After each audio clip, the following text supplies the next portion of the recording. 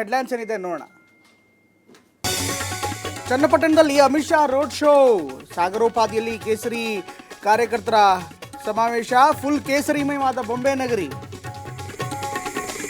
ವಿರೋಧಿಗಳಿಗೆ ತಿರುಗೇಟು, ದೋಸ್ತಿಗೆ ಬೆಂಬಲದ ಬೂಸ್ಟ್.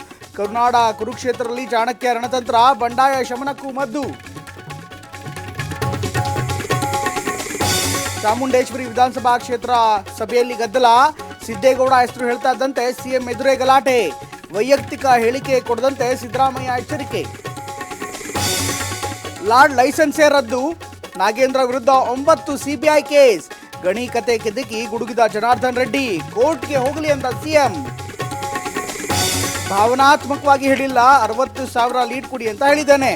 ಮೈಸೂರಿನಲ್ಲಿ ಸಿದ್ದರಾಮಯ್ಯ ಸ್ಪಷ್ಟನೆ, ಕ್ಷೇತ್ರದಲ್ಲಿ ನಾನು ಇದನ್ನೇ ಕೇಳೋದು ಎಂದ ಡಿಕೆ.